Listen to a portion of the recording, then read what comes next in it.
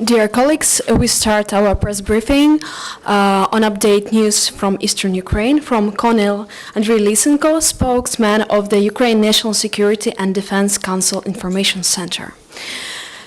Колеги, ми розпочинаємо брифінг з оновлених новин зі Сходу України. Наш спікер – полковник Андрій Лисенко, речник інформаційно-аналітичного центру РНБО. Прошу.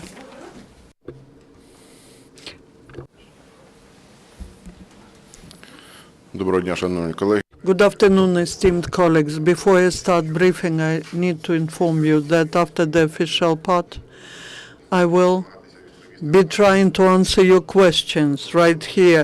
We will continue the practice of questions and answers. Today in Newport, Wales, the NATO summit continued work. In the results of the meeting of the Commission Ukraine-NATO, the joint statement was approved.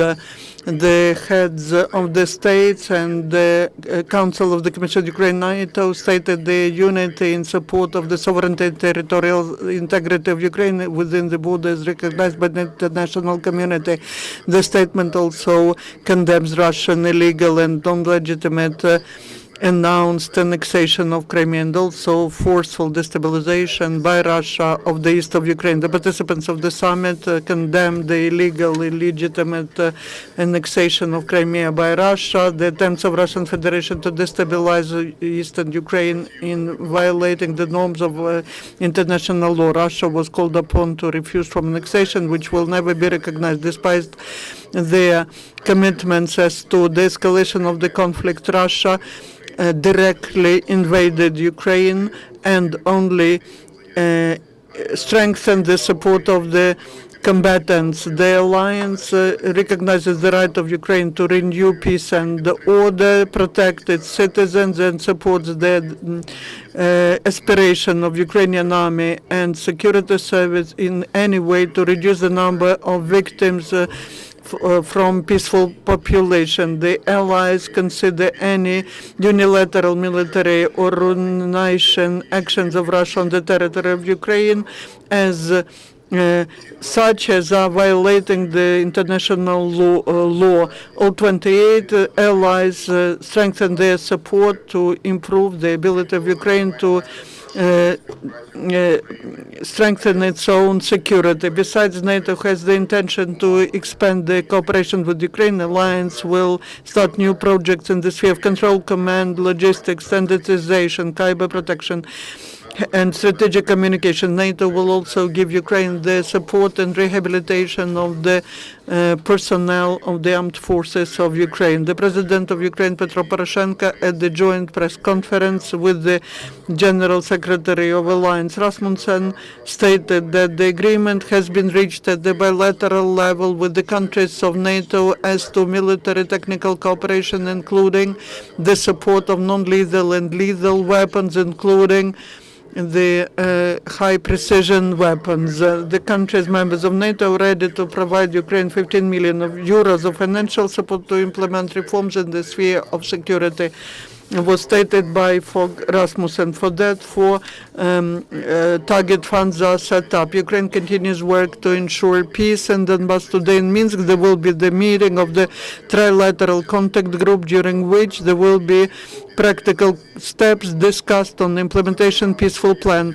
The goal is to achieve agreement on bilateral ceasefire. The President Petro Poroshenko stated that for that, the support of OSCE is needed in order to introduce mission on monitoring of the regime of ceasefire and liberation of all the hostages which are held by terrorists. Also, the priority task is renewal of control over border and withdrawal of Russian troops which invaded the territory of Ukraine. The head of the states emphasizes that the sovereignty, territorial integrity, and Ukrainian independence are not the issue of negotiations. Situation in the zone of anti-terrorist operation continues to be serious. During the day, the ATO forces 27 times had fire contact with Russian military and terrorists. In Donetsk Oblast, the fights were near Marinka, Avdiivka, Tonenko, Kamirtarnovo, Maloorlivka, Verkhnetoretsk, Nikishina, and near port of Donetsk. In Lugansk region near Zolote, Vesela Gora, Stanitsa Luhanska, Stukalova Balka, and Makarova. The shelling of ATO forces and Ukrainian settlements from Russian Federation continue.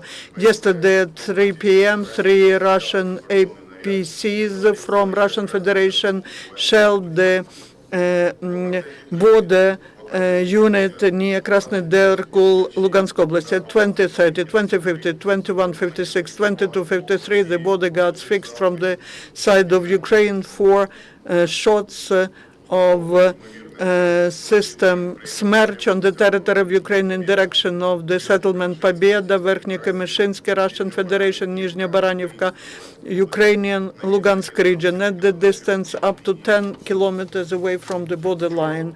Yesterday, in the second half of the day, from the settlement Bezimena, Russians started offense at Mariupol via Shirokino, which is 20 kilometers to the east from Mariupol. Near Shirokino, the convoy of armored equipment went 5 tanks, 3 artillery systems, Grad, and also the personnel. During yesterday battles, the first attack of Russians was repelled. Today in the morning, the battles resumed. Russians use all the types of heavy weaponry. Now the serious battle is going on. The armed forces of Russian Federation started rotation parts and the units of the armed forces of Russian Federation that lost their battle ability. You will see the video of redislocation of occupational troops from Crimea to Donbass near Kerchensky crossing.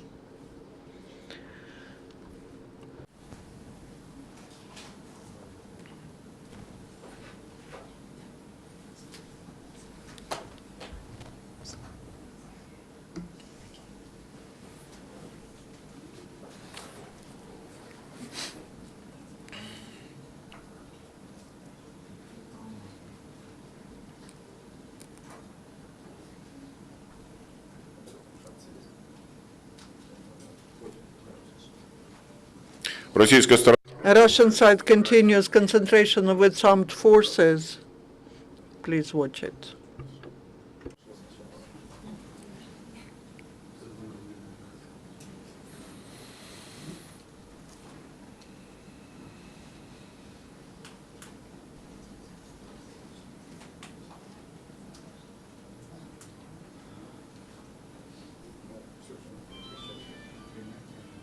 пізніше. Okay, later. Russian side continues concentration with armed forces in the north of temporarily occupied Crimea. To the administrative border with the continental part of Ukraine, the convoy of military equipment, which included 10 APCs and some trucks, military trucks, went. Russians also concentrate near Mariupol, Volnovakha, Kostiantynivka, Fashchevka, and Alchevsk. The supply by Russian side of equipment and personnel is fixed in near Dibrovka в Rostov region and Novoazovska в Donetsk region. At 3:40 a.m. and at 10 a.m. from Russian Federation via Dibrovka towards Dmitrivka в Donetsk region went 2 convoys of military equipment, including 20 tanks, 9 missile systems Grad, APCs, 13 Kamaz trucks, and a dozen of Ural vehicles with personnel. After that, at 5:30 p.m., in the opposite direction, 6 vehicles went with the hoisted red flag, 3 Kamaz trucks and 1 Kamaz of blue color. On all of them, there were white circles. According to operational information, on these trucks, the Russians were transporting their killed and wounded. Answering the previously asked questions, we need to say that according to operative data, before The killed Russian military are put on trucks. The brigades of Russian transplantologists are working with them. The nature of these manipulations is being clarified. According to information to intelligence, the total losses of Russians are 2,000 killed. We can we can say that the number of wounded is approximately 4 times more. The wounded are treated in military medical hospitals named after Kirova, St. Petersburg military hospital, in Rostov-na-Don military hospital, in Volgograd and in Yeysk, and also in civil medical establishments of the above-mentioned settlements. According to our data, yesterday night, in one of the mines, coal mines near Chervono-Partizansk of Lugansk region, the Russian military to hide the real losses of personnel downed several dozens of bodies which were transported by KAMAZ trucks. The units of state border service continue intelligence actions during the operation. There were 5 conflicts and 3 shellings of border positions. Yesterday at 1:30 p.m., the mobile group during the raid near Rosa Luxemburg settlement of Donetsk region started military shelling with the terrorists that were marching, and that was 1 tank and Ural trucks. During the battle, the border guards eliminated the truck with the Zenit system.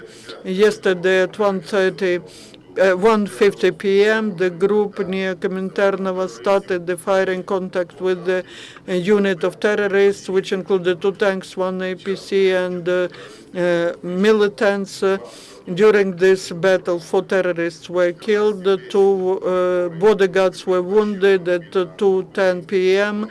Another group of Ukrainian bodyguards arrived, and together they forced the militants to withdraw. Yesterday at 6 p.m.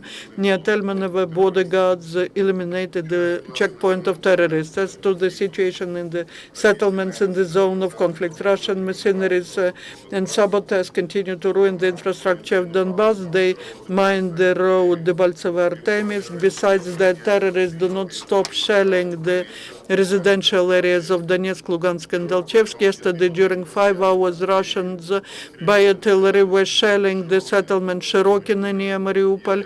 There are victims among peaceful population. 2 children and 1 local citizen were killed. The terrorists forced the men in Bezimenne, Novazovsk region of Donetsk region to work on fortifications. In Alexeivka, Morosevsky rayon of Donetsk region, Russian mercenaries demand the local farmers to give them money for fuel. In case they refuse, the militants threaten that they will take land and property from the farmers. In the result of the military actions of terrorists in Lugansk region, more than 166 subscribers are disconnected from gas. From September, the rescuers of the Ukrainian transported to Dnipropetrovsk 12 tons of humanitarian cargo from the fund of UN. As of today, the demining engineers demined about 1,026 hectares of territory and 38 hectares of water reservoirs. They checked more than 830 objects of social infrastructure, detected and diffused 17,260 units of explosives. Yesterday, during the NATO summit, President Poroshenko had meetings with the President Hollande, the French President of Poland, Komorowski, and State Secretary of the U.S., John Kerry. Poroshenko informed his colleagues about serious aggravation of situation in the east of Ukraine because of the expanding of aggression from Russian Federation. The President of France, Hollande, stated the readiness of France to help organize and conduct further negotiations in order to settle the situation in Normandy format. He also confirmed that France suspended executing their commitments as to supply Mistrals to Russia. The President of Poland, Komorowski, condemned the Russian aggression in Donetsk and Lugansk regions and actions that are directed to subvert the statehoodness of Ukraine. The State Secretary of U.S., John Kerry, emphasized that U.S. in the future will continue to support by all the means the independent sovereignty and territorial integrity of Ukraine, and will continue to insistently work to consolidate international efforts to support Ukraine.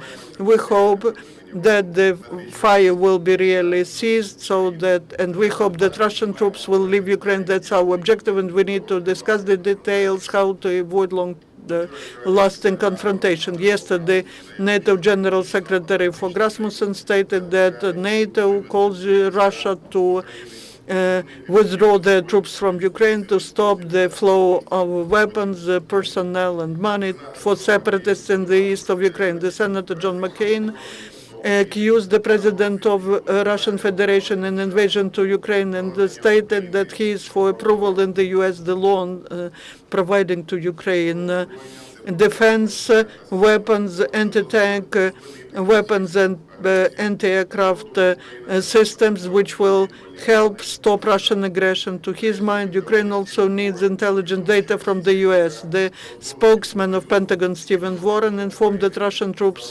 deployed near eastern border of Ukraine are now a bigger threat than before, looking at the level of their armament by artillery and systems of anti-aircraft defense. According to his assessment, these forces are absolutely ready. The Russian contingent has big concentration of field artillery, missiles, anti-aircraft systems, engineering, and other troops.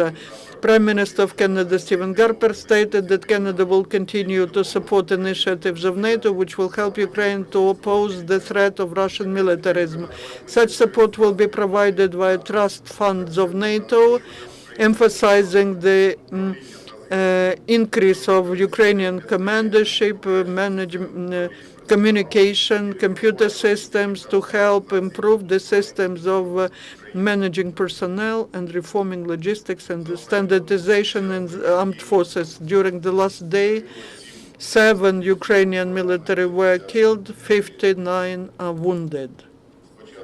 From the beginning of anti-terrorist operation, 846 Ukrainian military were killed, 3,072 were wounded. Please, your questions now.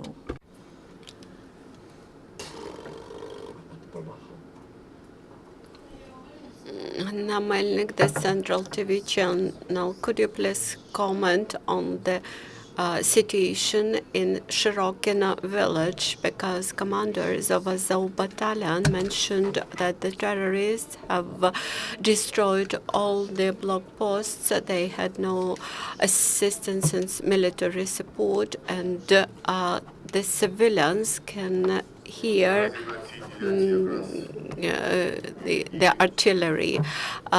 This area is the area of active combat, and the military support is provided by Ukrainian military forces. Now there is a parity of military forces, and actually Ukrainian military forces prevail. Currently we have counterattack in this location, but currently the situation changes very soon because there is active combat, and the results will become more clear by the end of the day.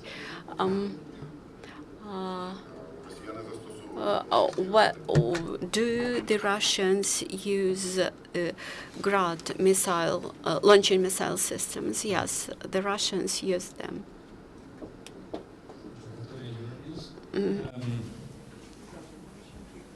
I'll let you take maybe. Can I? Yeah. So I have a question about the NATO summit and the EU.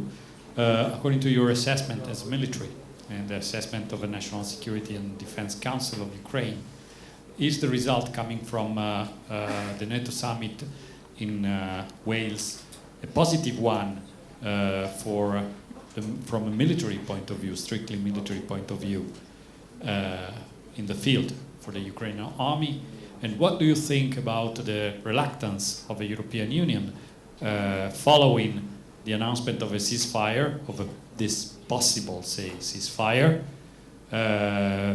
to at least suspend the sanction, the reluctance to put the sanctions from some members of the EU? What are your assessment? Thank you. Thank you for your questions. Маю сказати, що саме I should say that the NATO summit has demonstrated the unprecedented support expressed by NATO to Ukraine. We have got all necessary assurance about territorial support to territorial integrity and security to Ukraine. We have got confirmation that the NATO country members will provide Ukraine with assistance in terms of military and technical and intelligence equipment. This will be the General Staff, the Ministry of Defense, and other military agencies which will put together the list of what we need and what equipment we need, what equipment we need in order to liberate the territory of Ukraine. Our military policy is the defensive policy. That is, we want simply to defend our land, and we will be very grateful for the support and assistance. According to this agreement that is being discussed, there is also a more comprehensive kind of peace plan.